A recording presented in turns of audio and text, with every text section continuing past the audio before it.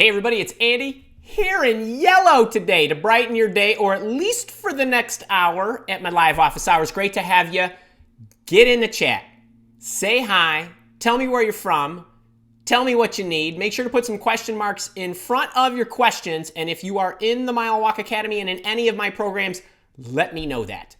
Because I'd love to give you a shout out, and I also want to know what assets you have available to you as we give you, hopefully, good advice. Okay. Kara's telling me it's all good. Let's get right rolling right in the chat. I think there's quite a bit of people in the chat here. At least what I saw here a few minutes ago. I was kind of spying the chat. Looks like you guys are getting those multi-part questions. It's so great to have you. Let's get right to it. Lauren Anderson. Hey, Andrew. Lauren from Minnesota, great to have you. We got Dan in Demand, I think, from Minnesota, and Kat from Minnesota. We got a lot of Minnesotans. Can you explain the best way to negotiate a change in title and salary when an offer is presented? After the interview, I feel that this employer is not accurately hiring for the right position. Instead of an HR generalist role, the functions align more with a manager or even director role. Should I broach the topic? If so, how to do it? Fantastic question, Lauren. Couple of things about this. So this is a grander issue as far as what we in the workforce consider market pay, what we consider the job description ought to look like, what we think the job title should be, and so on. Fact of the matter is, I believe this from a lot of data points and a lot of years of experience, that there are wild fluctuations in what one person would call an HR generalist and would pay for an HR generalist versus what another company would. So there's nothing wrong with, based on your experience, based on your interpretation, based on what you think that they are asking you to do, because at this moment you have probably a good idea through your interviews and you're getting an offer, or maybe you got the offer already, but your interpretation is not always in alignment with their interpretation. That's okay. There's nothing wrong with asking. I would certainly raise the points. Here's the bottom line, and I don't know how much of my salary or how many of my salary negotiation videos you've watched. I have an entire salary negotiation playlist that's out there. I would recommend looking at that before you do anything. But as a quick tip, there's nothing wrong with raising the point. The things you need to be careful about are, have you shown that you've got the goods? So if you're asking for more money, you need to demonstrate in the interview process that you actually are worth it and the value is going to be there. If your interpretation of the job description is in any way inaccurate, you want to make sure you clear that up. So what I would say is, I have a question based on my understanding of the position from the interviews and from what you and your organization have articulated to me. If I understand it correctly, the role includes, and then list it to make sure that they understand your interpretation of the role before you ask for anything. Then if they say, yeah, we agree with that, yes, there's management of people, yes, there's so on and so forth, whatever it might be, then say, okay, well, I'm wondering if you would consider altering the title to be more reflective of this role or these responsibilities. And then just make your ask, and then be ready to justify why you think the title that you want is in alignment with what you just explained. Now, be ready for, if your answer is, well, at the other places I've been and this and that, that's not going to fly, because that is, it's their company. They could call it whatever they want. So I would be more concerned, not necessarily about the title itself. And if you're worried about the title from a long-term perspective, usually when people are concerned about titles, they're worried about how the title is going to look in the future. That's most people. Some people are very ego. I'm not calling you egocentric, but a lot of people are egocentric. They want to be called a certain thing. But most people, when they get nervous about the title that they're getting, they're really thinking more forward. Like, well, how's this going to look if I come in and I'm only called this, and I'm actually doing this level of responsibilities, but I'm only called an HR generalist and I'm not called the HR manager or whatever it might be. I would be less concerned about that. The fact of the matter is, as you put your resume together, as you package what it is that you've done, what it is that you've accomplished, the pieces of information that you put in the resume should accurately reflect what you did. That's what people are going to care about most. So that's how I would approach it. I wouldn't ask for anything until I explained my interpretation. That's the big thing. What most people do is they come in and they say, I think the title should be this, without providing evidence, without providing their interpretation, and then the employer is wondering why you think that. Then you're going to have to go backwards and you're going to have to explain yourself. So that's the way I would go about that. There's nothing wrong with doing it. Just go about it the right way. And I would check out my salary negotiation videos because that will give you more in the way of tips. All right, Brian Northrup. Great to have you from New York. 2 days ago, was offered and accepted a 6-month contract job. Good for you. Yesterday, a company I applied to a month ago contacted me to schedule an interview for Monday the 30th. Okay, so this is a couple of days from now. This would be a direct hire permanent position. I start the contract job on October 7th, so you got a little breathing room here. I haven't completed all of my onboarding documents yet. I'd much rather have the direct hire position because of personal interest. Okay, I understand that. Is it appropriate to leave a contract job after starting for a direct hire permanent position? And how would you handle the coming next week and a half? So a couple of things, and I'm going to give you the short answer. There are obviously a lot of factors that go into this. The short answer is yes. Brian, all I care about right now is your happiness. I really mean that. No, I don't want you going around the world crapping on people, but I do care about your happiness and everybody else's who's on here and in my community or who's ever watching this on a recording. And I do believe that timing is not always perfect, but what I would not want you to do is accept a job, especially a contract job, where you have an opportunity to accept a full-time position and you felt guilty or badly about leaving this organization who's extended a contract position to you. Fact of the matter is, nothing is worse than you continually looking over your shoulder. Maybe this opportunity is wonderful. These don't come along very often. You want to jump on it. So here's how I would approach something like this. If you like, now keep in mind, you haven't even started interviewing for this other position. So at the moment, you don't have a lot of data. So I'm the type of person that, and I think this is basically prudent for anybody, that you want to continue on. You want to go forward with the October 7th start of your contract because you don't know how the other opportunity is going to turn out. You need to assume as you're working for the contracting company that you're not going to get the other job. I'm not talking about self-fulfilling prophecies here. I'm just saying you need to go at your contract like that is it, and you need to do well. Now, as you continue to interview, and keep in mind, if you are, needing to take time off from your contract to interview, that's something that you need to communicate with the company who is recruiting you for the full-time position. You need to let them know October 7th, I'm supposed to start a contract. If there's anything we can do to expedite the interview process between now and then that gives us about a week, I would greatly appreciate it because once I start this new role, which I have already accepted, I want to make sure that if I do need to take some time off, it's going to be minimal. That's totally understandable. They'll get that. That's how I would explain it. I personally would continue out the process to see if I got the full-time offer. The other thing that factors in here is there a reason that the contract, a 6-month contract, was extended to you instead of a full-time position? If the company wanted to do a contract to potentially hire you at a later date, that's one thing. If it's simply a contract position and it's contracted because it's not in a strategic area in their organization, that's a completely different situation. So those kind of things will factor. Now, let's just say, sake of argument, you go through the interview process, you get the full-time job, because this is the best problem to have, right? You get the full-time offer, and you've got your contract position. At that moment, I would then choose between the two I liked better. If I liked the full-time position, I would explain to the contracting people, hey, I got my dream job, I'm out of here. That's fine. I know it hurts. It's better to do it in the first or second week than it is to do it in the second month. Next thing I would do is if I liked the contracting job better, I would go to the contracting people and say, hey, before I started this, I finished out an interview process with another company. They came through with an offer. Candidly, I'd prefer your job instead of their job. But the thing that's attractive about this other opportunity is it's a full-time position. And I'm interested in it, but it's a full-time position, if that's the case.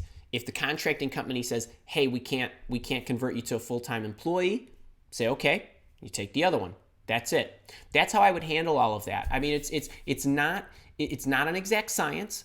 It's a fortunate and unfortunate situation, but you got to do your best. The most important thing is I would be in hyper communication drive with the organization that is interviewing you for the full-time position. That, hey, I do have an opportunity. It is coming up. But honestly, I prefer your opportunity because I'm more interested in your company. I'm more interested in this role, and I'm more interested in the position being full-time. And just explain that to them. I mean, they may say to you, hey, this process is going to take 6 weeks. In which case, you're going to have to go through the 6-week process if you want it that badly. That's what I would do. I am not one for looking over my shoulder. When my day is done, it's packed, I go to sleep, I wake up the next day, and I move on. And I think, for a lot of you, you got to recognize that you are trying to juggle a lot of things, and sometimes this is going to happen. As a matter of fact, here's a little plug I didn't even intend to mention, but many of you know I have a job search boot camp program, and it's 5 modules. We've got this blitz coming up starting October 18th, so it's about 3-4 weeks out, and we're doing a 5-week stretch of live coaching sessions. The entire program's recorded and you can watch everything. But one of the things that's been coming up a lot with my boot campers is they've been getting lots of offers and multiple offers, and this situation happens quite frequently. So I'm actually going to dedicate one of those live sessions to teach you how to handle multiple situations, multiple offers, and all this good stuff. And I'm going to run through the different combinations of things. If it's something you've been on the fence about, I'm one of those people who plans for success. I just assume I'm going to have choices and then work to create them. I hope you guys, your mindset is that way. Don't think, oh, if I can just get a job. Don't think that way. Think you're going to have choices. Think you're going to have choices. All right, hope that helped, buddy. Jason Garrity, my boot camper. Speaking of, great to have you. Brent, is it Logero or Logero? Let me know. I have your 4-sentence cover letter V3. But what type of email should you write when you are going direct to the SVP of sales asking for an interview?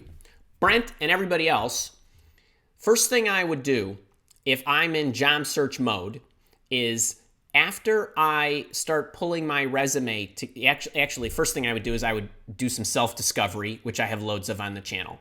I would make sure my resume and LinkedIn profile are in order, and before I do anything, I would look at my entire cover letter playlist. And the reason that I tell you to do that is because, yes, I have a 4-sentence cover letter out there. It's a beauty. It's tight. It's quality over quantity, and it's great when you are just changing jobs.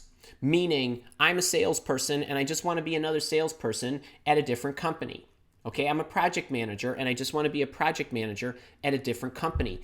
It keeps it condensed. All you're doing is you're making a company change, right? You're keeping your job role and responsibilities generally, and your function, you're just changing companies. And it is the obligatory, here's a sweet, short cover letter for me to say that, or to attach it to my submission in an applicant tracking system. That is a very, very small issue in the overall scheme of things. If you are targeting organizations that you don't know if they have a role, I have a cover letter for that. If you have been able to locate a person of authority, potentially the boss or somebody who is an authority in the unit you want to go in, I have a different tactic for that. It's called my boss hunting technique. I'm not going to go into all that stuff, but Brent, that's the one you want. Just go watch the boss hunting video. It is for 90% of you on this session right now. It is you should be wearing out the tires on that cover letter. There's 2 cover letters, one if you know if there's a position and one if you don't know if there's a position and you're targeting an individual. That is your best friend. Next to me, that's your best friend. All right, hope that helped. Azo, I'm planning to move from Algeria to Dubai next year to look for a job. Awesome. Currently, I'm adding people on LinkedIn who work there. Awesome. How can I build a relationship with them so they can be helpful? Azo, please check out my job search playlist on YouTube. I have a number of job search networking videos, and in particular, I just released one day before yesterday called How to Craft the Perfect Job Search Networking Message. You want to go watch that, and that's where I would get started, and that's what I would start doing. And I love the fact that you already are looking forward, right? So you say, I'm looking to move there. Start reaching out to people. Say, hey, I'm coming to town, and your profile was interesting to me because, and there's 7 different things that have to go into the message. I told you what they are the other day, 2 days ago, in the 19-minute and 50-second video I gave you. I would use that as a starting point for all my reach outs, and then I would take it from there based on their responses. So hope that helps. Sally Garcia, hey, Evelyn O, my boot camper, and my all-around great pal from New York. Great to have you, as always.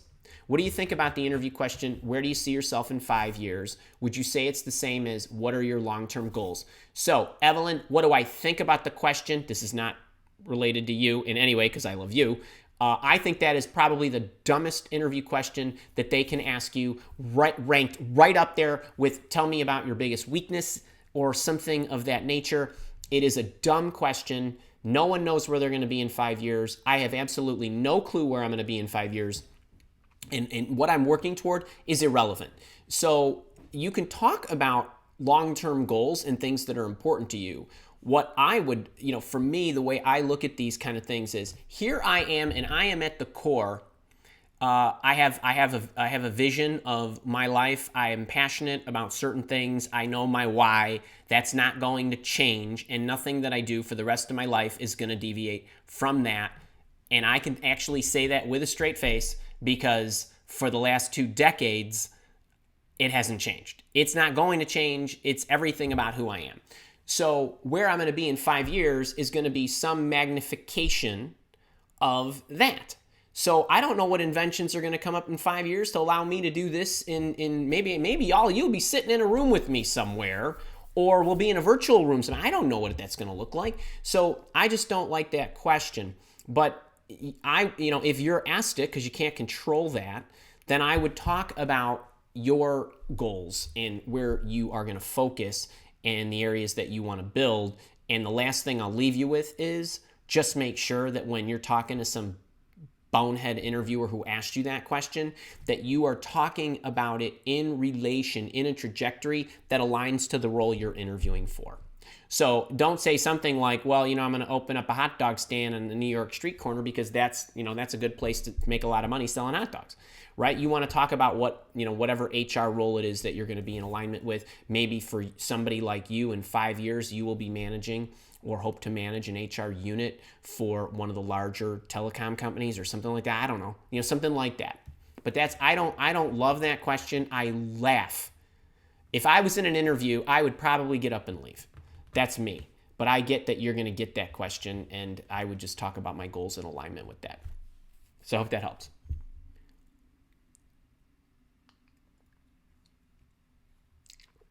All right, let me see. Evelyn, you got another one. A while back, I interviewed with a VP. He was very impressed with my question, what keeps you up at night as it relates to your team? Your thoughts on this question, and should I keep it on my list of questions? So, Evelyn, I would not use the words what keeps you up at night. It has a bad connotation, and it's very cliche. Just ask the person, what are the biggest challenges as they relate to your team, and what do you think you need to resolve those? And how are you positioning yourself? Actually, it's probably a multi-parter. What are the biggest challenges? What are you doing to mitigate them? What are the assets you think you need that you don't currently have to mitigate them? That's a much better question. And it keeps them talking on the same line. And what that does for you, my question about what would you consider a raging success and all that other stuff. Well, if you ask the 3-part question that I just gave you, you altered yours to use mine, you can now get what the person feels are the biggest challenges and the biggest gaps. Then you need to tell them how you fill that. Same thing. It gets at the same information. So somebody who can come in, who can fix this for me is what I need right now. That's my biggest challenge. The reason I'm interviewing you is because I don't have that person, right? Is something like that should be in alignment. If you're interviewing for a position and you say, what's the biggest challenge? And the challenge is way over there somewhere, that's not great, right? Because then you're not the most important thing to that person. It's just a way to surface more info that way. But I would not use the what keeps you up at night. Phyllis Rogers, hey, how are you? My boot camper. Deborah Cutler from Daytona, 62 with endless energy. Love it. Woman after my own heart. In interviews, I'm totally myself. At my age, my attitude is if you don't like my openness and honesty, I sure don't want to talk to you. Work for you. What are your thoughts on this? You know what, Deborah, you can be you. And I, first time on the chat, but watching me for months. Well, all right, so first off, welcome to the live office hours, actually live. Now, I would say, I know you guys sometimes hear me say things like, if they ask me that question, I'd get up and walk out. And in a lot of cases, I'm being serious, but I also am practical and recognize that not everybody is in that position or would behave that way or feels that way about themselves, that I don't need this kind of thing. So, Deborah, I want you to be you. I also think, and I'm me, but I think we can do that in a tactful way. We don't have to do it in an abrasive way. I obviously don't know you, so I don't know, if how it comes across. Some people are loud and obnoxious just for the sake of effect. Others are, nope, you know what? This is the way I am, and I'm open-minded. I'm welcoming of new ideas. I like that. I want to work with people that are energetic and so on and so forth. If your company just doesn't fit that, I already know this isn't for me. I'm cool with that too. So I want you to be yourself. I don't want you to be at a place where you're not going to be happy. But I do think there's a way to get at that in an interview process or a networking meeting or whatever without rubbing people the wrong way. Tony P. from Dunedin. I think that's you, buddy. That's right. Hope Hawaii was good. Tony, December 6th, my wife's birthday, Frenchie's, Mile Walk Academy meetup. You better be there, man. If you're not there, you without question have got to live the closest to where we'll be. If I was any closer, I'd be in your house. So you better be there. So that's my little plug for the next Mile Walk Academy meet and greet is December 6th in Tampa, Clearwater, on the beach, next to Tony's house. Adam L. I've got a third phase interview next week for a position in emergency management. Cool. With this phase, there are 2 short assignments to be done as well. No details on what they are as of now. This is a first in my career where I've dealt with this kind of testing. How do I separate myself from the other candidates in the process? Adam, I wish I could tell you I do not know what the assignments are. So if this is emergency management, I don't know if you're in an EMT or if you are like in security or what.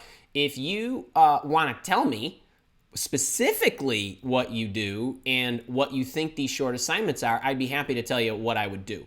So head to the bottom of the chat. We'll have Kara look out for it, and then she'll slack it to me, and we'll go from there. Tony, how are you? If one of your previous employers is out of business, insurance company went insolvent, when filling out the application, do you just put insolvent? I would certainly do that. There's nothing wrong with that. And by the way, when you all, Tony, my boot camper, and everybody else, when you're filling out your applications, this is common. Don't be concerned. A lot of companies go out of business. A lot of companies get acquired. Some companies, they divest, right? They bifurcate themselves or whatever. And, that happens. So there's, you could even put insolvent as of if you know the date. This stuff's easy to find, right? Mr. Google knows all. Dan in Demand. Yes, you are. Buddy, Dan in Demand is like, he's got more medallions, more Mile Walk Academy medallions than like a 5-star general. All right, buddy. Hope you are doing, there you are. Okay. To Crash, hey. Groningen in the Netherlands, 2-year lab tech. You are awesome. Awesome. All right, Dan in Demand. Hey, wait, Dan in Demand, you get, Mara, you got a Dan in Demand sandwich there. Mara, hey, Can we all, so before I get to Dan and Demand, could we all cross our fingers, toes, and give a live office hours high five to Mara, who is my beloved boot camper and a one-on-one coaching client of mine, who is in a very, very high-powered, international, many-continent interview for a position where she's going to have a big-time job. And she's competing against 4 other people who she's going to crush. And she's about, I don't know, 2/3 of the way, 3/4 of the way through. Send her good vibes. Mara, I said a little prayer for you about half an hour ago. But I hope everybody else will join me in a prayer right now. All right, Dan and Demand, back to you. All right, let's see. Wait, Kara was nice enough to package this for me. I'm meeting an SVP at a fast-growing small to medium business with high customer and satisfaction to discuss an opening for a technology executive. My connection was through 2 referrals, one internal, not an ATS. Good man. The job description sounds like it's an excellent fit, even better. We are scheduled to meet after business hours at a local restaurant. Even better. The company and industry are very casual, so no surprise. However, this meeting is not a formal interview. No resume has been provided. I think of this as a meet and greet. Don't do that. My question is, should I approach this meeting differently in any way than I would a first interview?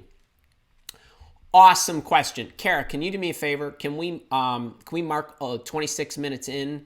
I want to shoot this one for the recordings.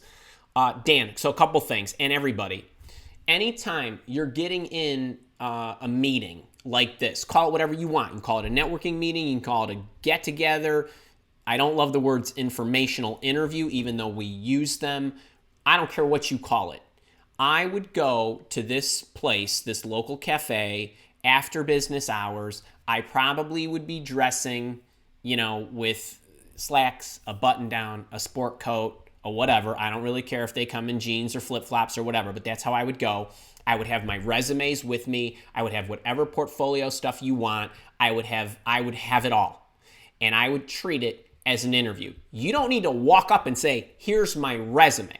But if you start to get into dialogue around, hey, where have you been? Hey, tell me about you. Tell me about your work history. Tell me about what you're passionate about, all this stuff. If you start getting into that, I would say, well, you know what? I would love to do that. Would it be helpful? I have my resume. Would it be helpful if I gave that to you? Maybe you can, if you're interested in kind of following along on the paper.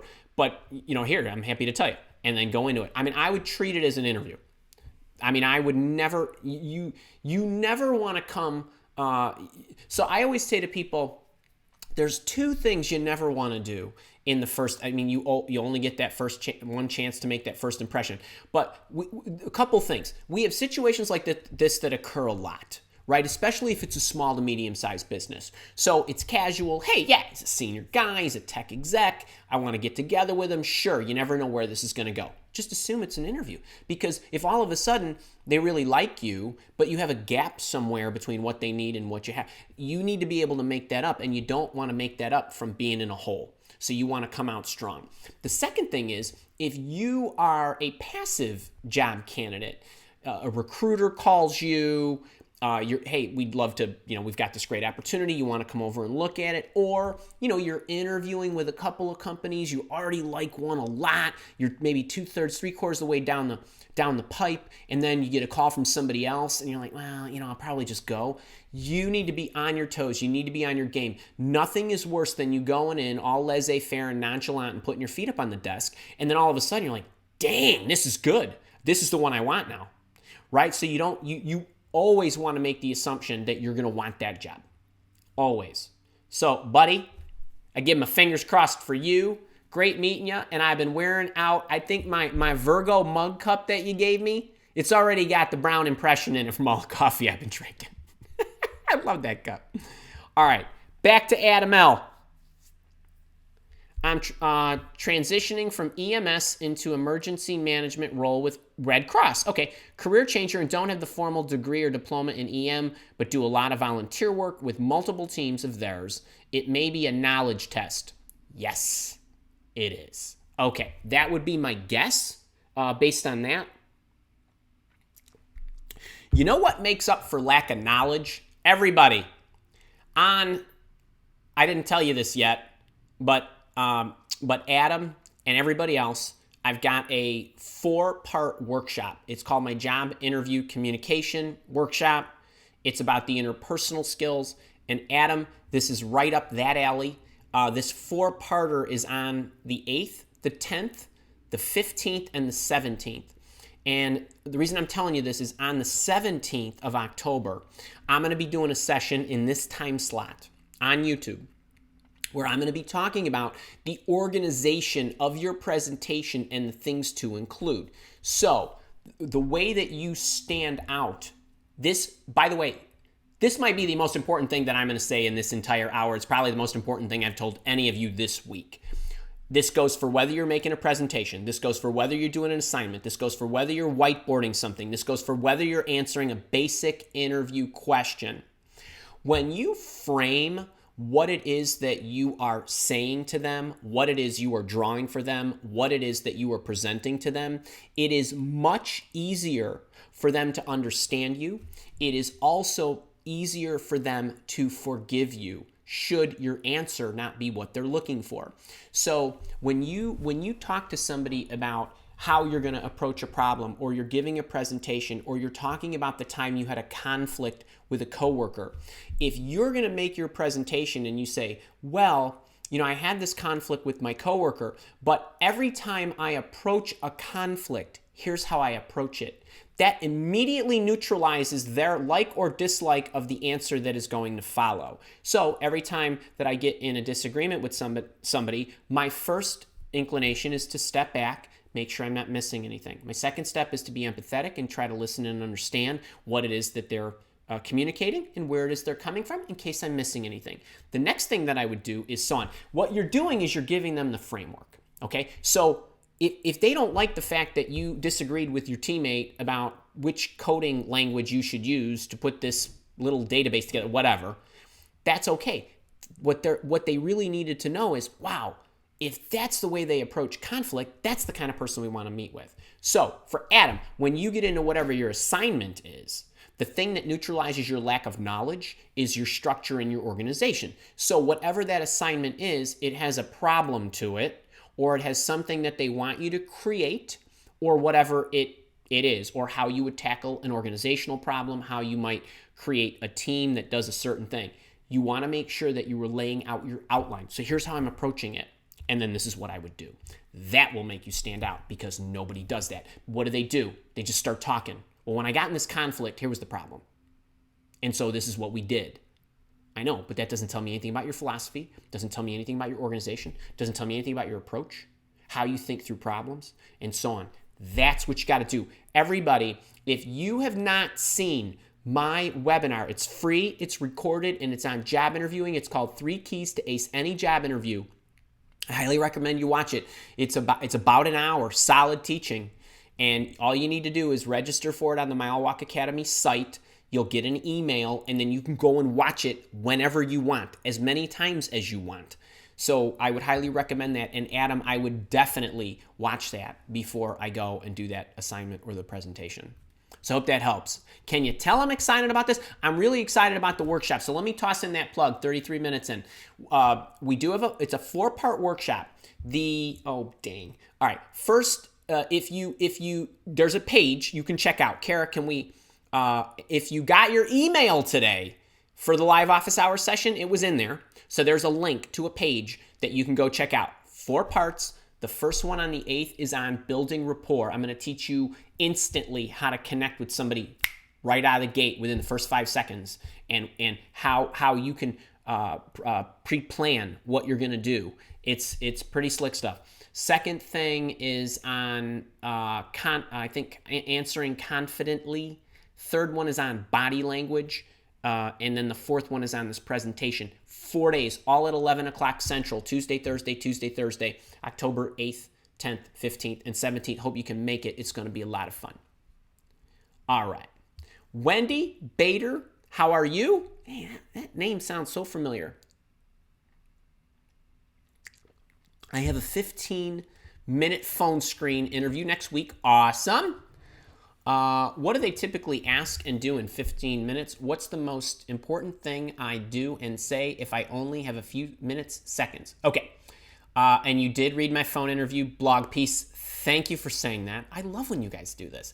Actually, Wendy, you know what? That is such an awesome question.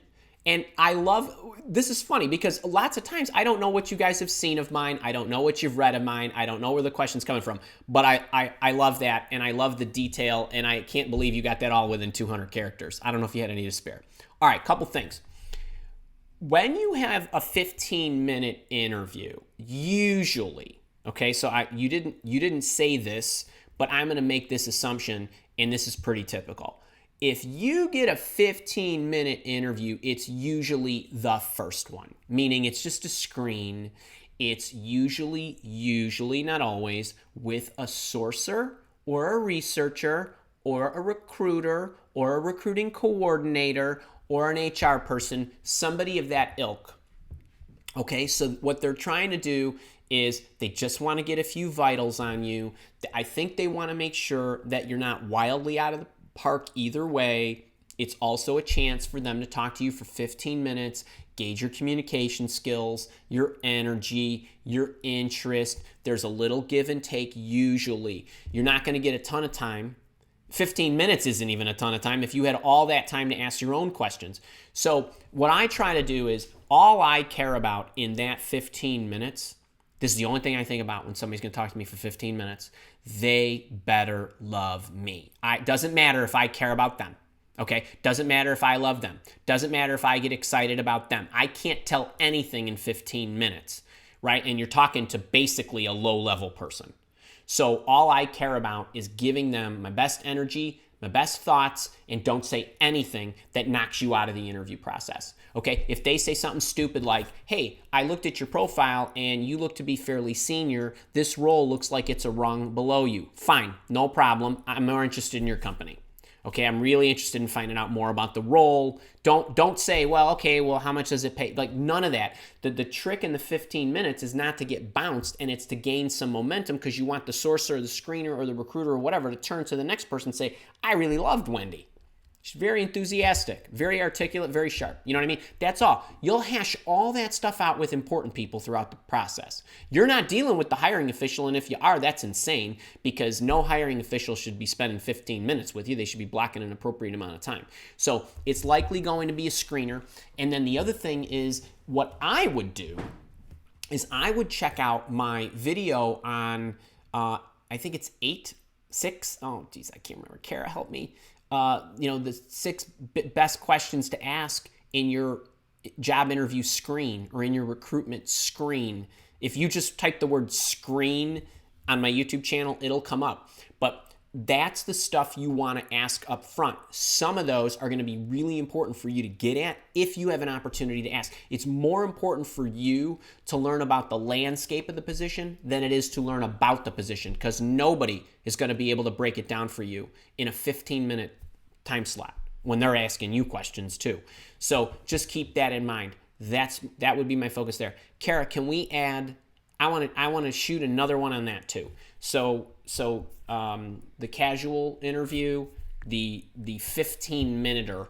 This is the third week in a row we got this question. So this is obviously happening a lot more. I haven't really covered it in this fashion, and I want to make sure that I cover that. So let's jot that in the little content database that we have. And when I say database, I mean like spreadsheet that's a mile long. Okay. All right. Where are we at? Dang, I hate when I do that. All right, here we go. All right. Peyton Elliott, the professional nor college resume, wondering if you had any tips on what information to include. I'm not sure what you mean. Peyton, I'm not sure what you mean, but what I would do is I would watch my free webinar, 3 Secrets to Get Your Resume Noticed. I would watch my entire resume playlist, of which are umpteen resume videos that go into what to put in there. And if you watch that webinar, I give you an awesome booklet. And if you're really on your game and you want to just join my resume writing masterclass that's normally $297 but is right now $49 because I'm trying to give it away to as many people as I can because I want you in and I want your resume cooking so you guys can get some interviews, go get that. All you need to do is check out the Mile Walk Academy homepage. Mara, my dear, Andy, what are your special tips on participating in a final interview with CEO after the ones with the C-suite? Is it a formality or things can still go wrong? What not to say? For example, Mara, my special tips, because you are special and anything you and I do together is special, which I love. You actually are a very special person. What the most important thing about meeting with the CEO, if you're getting that far, and actually if you're getting that far, because this is a big time job and you've gone through the C-suite and you're meeting with the CEO, my guess is the CEO is not meeting with many people. He or she is certainly not meeting with 5. Okay, so the number of people that are in there. So you're 1 of 5. You're going to get down to 1 of 2 or 3 if you go meet with the CEO. The best thing that you can do now at this point, the C-suite likely likes all of you.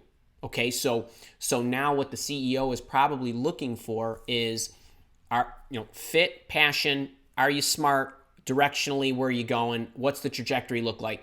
If I'm walking into the meeting with the CEO, there's only 2 things I care about. Number 1 is making sure that he or she and I we have the chemistry, right? We are connecting as people.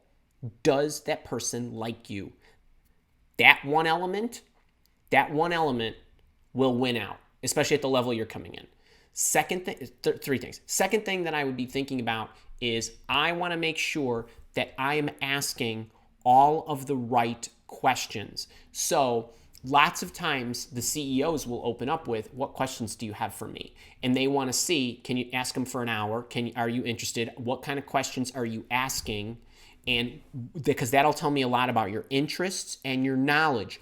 Think about at that level, if you're interviewing with me and I'm asking you that, I can basically ascertain everything that I need to know about you based on the questions you ask me, what you care about, because your knowledge and understanding and experiences are going to drive the questions you ask. I'm going to be able to tell how smart you are, what you're focused on, what you think might be broken, how you might fix it, and so on. So make sure that your questions are very, very top level stuff. So, where have you done this before? Where are you going? Where does this JV fit in your vision? How is that, you know what I mean? Like everything's got to be elevated way up here. You should not be discussing your role. Okay, you've already done that with the other people. So, and they assume that you have the goods, which is why you're talking to him or her. So the line of questioning, very executive level stuff, and I would make sure that I had 60 minutes or however long the meeting is booked for. I would make sure that I never ran out. Make sure you got all your stuff, all your goodies, all your research. And then if he or she does ask you questions, then you want to make sure that you are talking about what you do in the context of the overall company, not in what you do. There's a huge difference. Well, here's how I would do this. Here's why I think it's important. Here's what I learned about implementing this JV in these other companies. That's not going to win the interview, okay?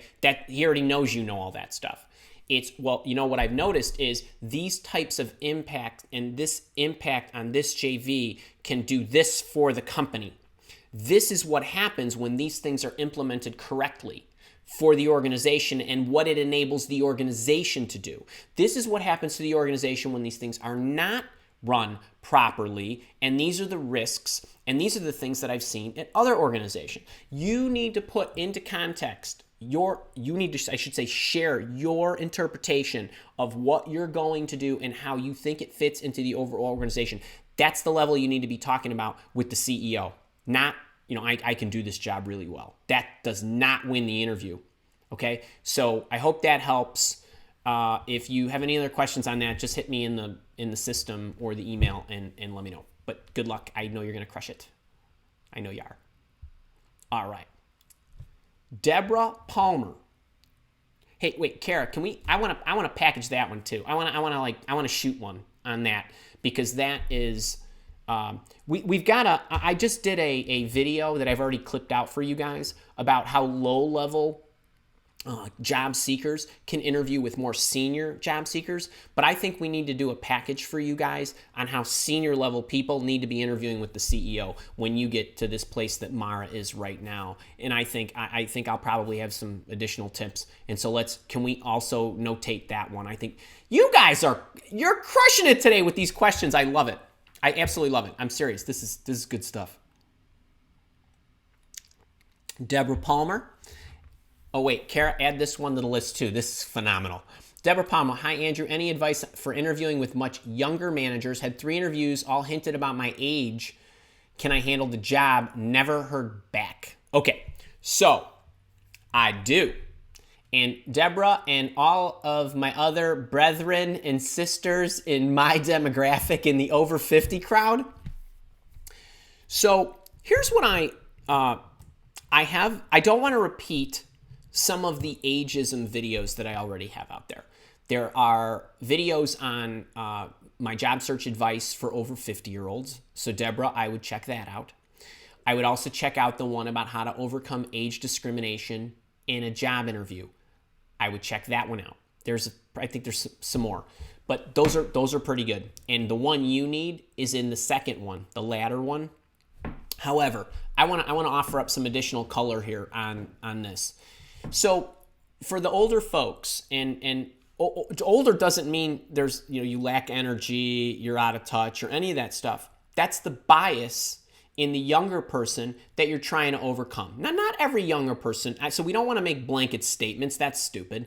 But a lot of times, the younger generations will make assumptions just like, it's a little quid pro quo here, just like the older generation will make assumptions about the younger generation.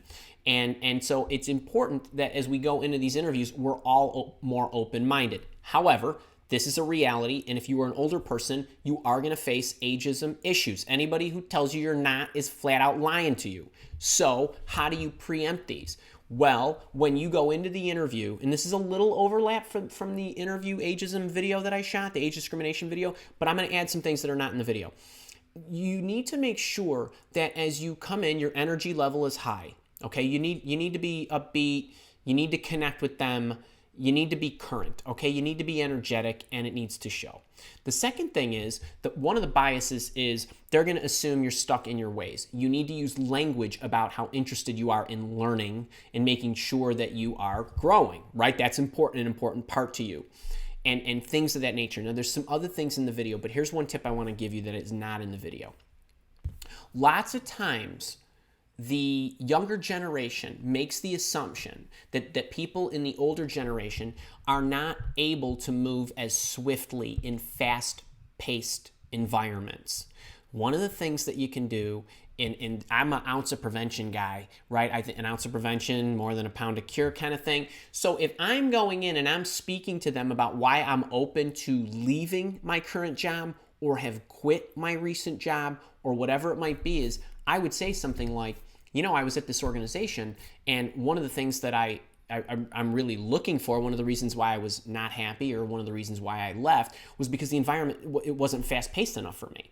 They moved very slowly. So I want to make sure that I'm in an environment that is really moving quickly. So I want to be on the leading edge. I want to, and your stories need to be current. They need to be current processes. They need to be current technologies. They need to be current solutions. You need to be up to date. Because if you're talking about stale stuff and punch cards, that isn't going to fly. But so you want to drop these hints in there. So you got to show the energy. You got to show that you're current in your stories, but you also, even down to the reasons about why you were looking to leave in the first place or why you left or whatever. When you start preempting the biases and telling them that was the problem for you and that's what you're looking for, all of these things, they start adding up. And that's what I would do. And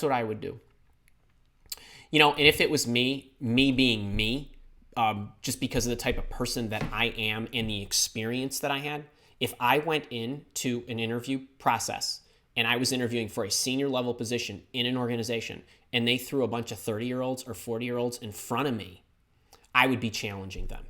So I would lean into it, and I would become the aggressor, and not in a manner that would make anybody, feel inferior or feel deflated, but I would be challenging them in areas that they likely would not be able to answer. And so, and what that does is it would show them that. And what that's showing them is that you do know how to think. And so, but that's me. And I know that there are some of you out here, and I see some of these boot campers, man, you guys are executive level folks. You should be doing this, especially if you're in my age demographic. So that's another thing. Now that's a little bit more of a delicate balancing act, but it is something that you can do. And since I don't know you, and I don't know, what the jobs are that you're interviewing for, the types of companies and all that good stuff, that could be something as well. So try that out. Oh, hey, Dan and Demand, wishing Mara great. Cecilia, my boot camper from London, how are you? Joshua Kirby, hey. All right, we got MMV chiming in. Great. Let me see how we doing. 11:50. Trying to get a few more of these in here. Aaron Carlstrand, hey. Aaron from Denver, hey. Any advice on having to take an aptitude test, Thirststone, as part of the job interview process? I suck at these sort of tests, but I'm perfect for the job. Okay, wait. First off, I love your attitude. And welcome. I don't know that I know your name, but if you are new, welcome to my live office hours. If you're not and you're just chiming in, welcome back. So a couple things, and I've talked about these tests in the past. My advice, I'm going to give you the quick answer here. My advice is I would not sweat them. Do not worry if you do not do well. If any organization is going to put that much stock in one of these aptitude tests and ignore your work experience and you know what else they're ignoring? Let's be honest, let's call this what it is. If any company uses an aptitude test to filter you out, that's basically saying, I don't have faith in my ability to interview you effectively to ascertain the information that I need to make a good decision about whether hiring you is good for my company. That's effectively what it says. Okay, so my view is get a good night's sleep, go in and take the test, do the best that you can, and hope that the organization that you are interviewing with is smarter than that. Now, I also, to take it a step further, and I've said this many, many times because I get this question frequently, I don't put a lot of stock in these aptitude tests because they test your brain in an inert state. Your IQ, it has almost nothing to do with your level of success in this world, and let's not even get into what success looks like. Success is for you to define. If it's a high position, if it's impacting a lot of people, if it's a lot of money, that's all okay. I don't really care, whatever your metrics are.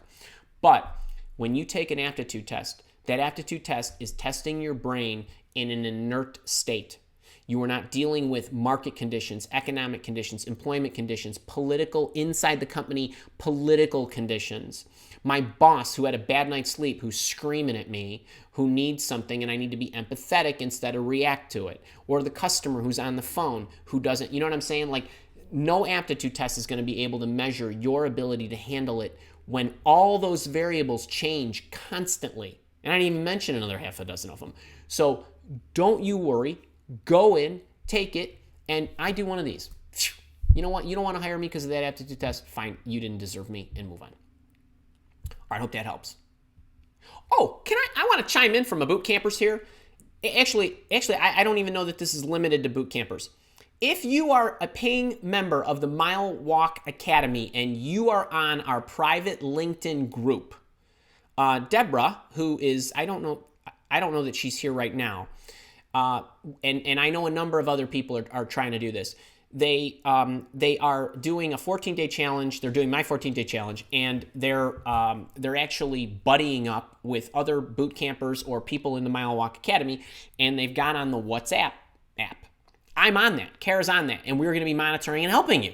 And it's a much more active and kind of a real-time thing and basically trying to keep each other honest. If you are in my programs and you want to, I would go to the LinkedIn private group and check that out. You're welcome to start one of your own. If you do, let me know, and you can add me to your support group. And I will do whatever I can to help you guys because we're trying to figure out how we can do this and facilitate more of this to help you, right? Job searching is generally a lonely thing. I'm doing my darndest to make it not lonely for you, so I'm here for you a couple times a week. Got people in the communities that are here a couple times for you. So get in and get engaged on this stuff. And if I mean, it's plain as day. You can just read the feed, and I don't know if Deborah's put it on the Facebook groups, but I know she's got it in the LinkedIn group. She's fantastic, and she's helped kind of corral a bunch of people, and it's really cool. And they're in there just sharing stuff, and I love it. I really do. It's really, really cool. So I hope that helps. And let's see, a couple other things really quick. Don't forget about the workshop. Tuesday, Thursday, 8th, 10th, 15th, and 17th. Everybody's invited. Next week, I'm off next week. I'm not off. I'm just not live next week. Kara and I are working on a bunch of stuff for you guys. So you won't be seeing me until the 8th, till the workshop. Always check the Mile Walk Academy page to see what's out there, to get different assets, to sign up for the free shows. The Mile Walk Academy live calendar of events. Sync that to your calendar of preference so that you know where I am, when I'm live, and all that good stuff. On October 9th, so on the 8th and the 10th are our job searching workshop. On October 9th, I'm doing a private session with my Leadership Monthly Live mentoring group, and we're doing the energy discussion. I'm literally, it's like I went a little overboard on this one, but I'm giving you every single thing that I do in my life to maintain this level of energy and never run out. It's everything from your commitments to the way you plan to what you eat to exercising to meditate, to how I go through my day, how I transition, what I sit on, what I sleep on, every single imaginable thing that I could think of that majorly contributed to boosting your energy. I'm going through that with my people. I wrote a workbook. It's the longest workbook I ever written. It's got all the stuff in it, and of what I think, what I do, what I use, and all that good stuff. That's October 9th. If you are not in the program, you can't come, but you can get in the program on a monthly basis, or you can get in on the program for half price on the annual basis. And then there's an extra big bonus if you do that. Maybe Kara can drop that in the chat. Keep an eye out for that. I did mention that in the email this morning, and my goal setting masterclass is also on special, or not special, but it's available now for $197. If you missed the goal setting masterclass, you can grab that if you want. Or if you get in the leadership program, actually that special's gone, but you get the career accelerator program if you get in the leadership program or the boot camp. So I hope that helps. Let me see if I can get a couple more of these questions answered. Hey, Tim Gales, how are you? Lynette from New York, great to have you. You have to say any advice been helpful. Wonderful. Great to have you. Great to have you. Tracy Ober, Tracy Ober. Hey, Andy, I'm following your job search challenge, and one contact wrote a great letter to the CEO, her friend. The reporting person is VP. Do I send a cover letter to the CEO and or the VP? Tracy, I think in this case,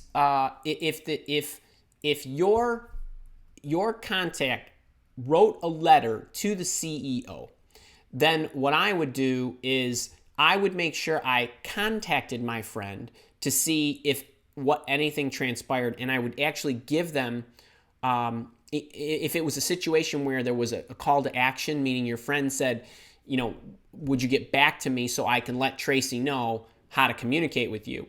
First thing I would do is I would check with your friend.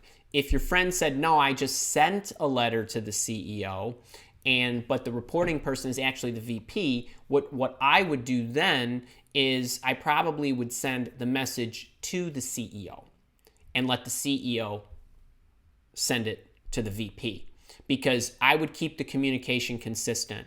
What you really hope is that your friend and the CEO are communicating, and that the CEO gets back to him or her and lets them know. But that's what I would do. I always like to start at the top. I really do. All right, Evelyn O, let's get you in here. A friend was verbally offered a high-level job and is awaiting an offer letter. Friend was transparent of what he wanted for salary, and they agreed. However, there was an issue with salary. The VP, whom he'll report to, called friend to let him know they're working on salary. The process is now entering the 6th week. Should the friend walk away? Evelyn, I can never tell anybody to walk away. What I would do is okay, first off, 6 weeks is nonsense. Okay, that's ridiculous. We should be talking day, 2 days, a week if somebody's traveling out of the country kind of thing. So I'm going in and saying, are we going to make this work or not?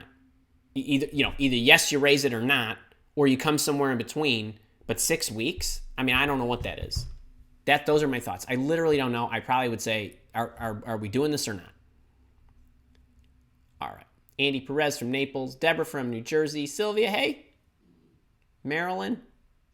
Adam Stark. I don't know that I got one from you today, man.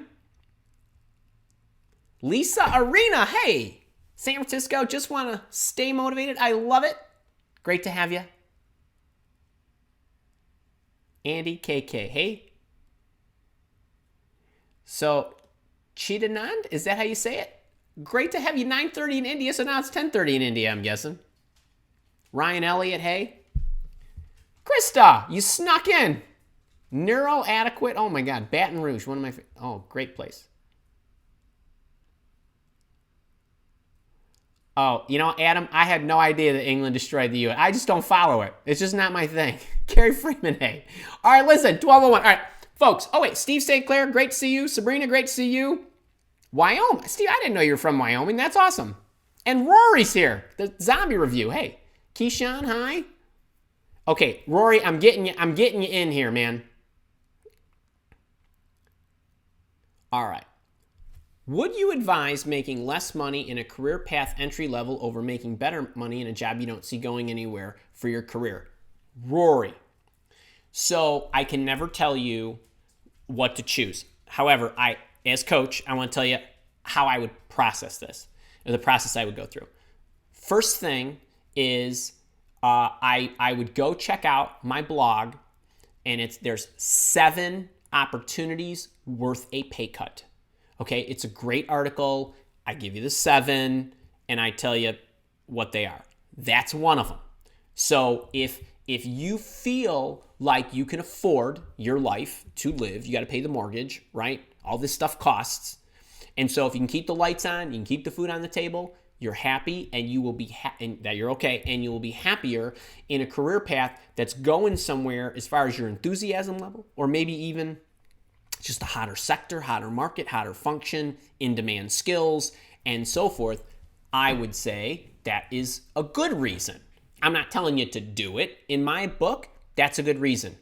If I got to work with an awesome boss, that'd be a good reason. If I got to work with a grade A company, that would be a good reason. You know what I mean? So I like that. I'm a long-term thinker. We all tend to be very short-term thinkers, and that short-term thinking is what puts us in bad positions. It makes us make bad long-term decisions because we're looking at the immediate pain, right? I'm going to take a pay cut. I think a lot of people on programs that I offer, that's what they think. Well, the boot camp costs $500. Yeah, but if you make $100,000 or you make $50,000, right? You're going to tell me I can't find your job, help you find your job 2.5 days faster than you can, right? And all the other assets you get, and all the coaching that you get, and all the community that you get, and all these other things that can last you a lifetime. But people, they look at the immediate pain. Oh, I want to make a career change. I have to learn a new thing. Well, you got to learn it if you want long-term benefit. Are you going to put yourself in a trajectory to have that? So I'm all for that. I support you. I support you, brother. I mean, if that is as good a reason as any to move. It really is. Okay, folks, I got to roll. You all have a great week next week. I will miss you. I reserve the right to call an audible if I want to sneak on my channel. But right now we're off till October 8th. And then it's the 8th, the 10th, the 15th, and the 17th for the workshop. October 9th, I'm with my leaders, all the energy stuff. Hope you join me for that. And then the boot camp starts on October 18th. The boot camp right now is not on special. It's $597. But if you email us and say, hey, I saw Andy in his yellow shirt, and he said I could have $100 off, get in. We want you to get in, watch it, and then come to the 5-week blitz that we're going to have. It's really a lot of fun. It's really very helpful. And these are assets for life. And you get upgrades for life. You get attendance for life. You get like 24 to 30 live private sessions a year with me. So I hope you jump in. All right, you guys be cool. Have a great weekend. If you're in the Midwest, enjoy the sunshine.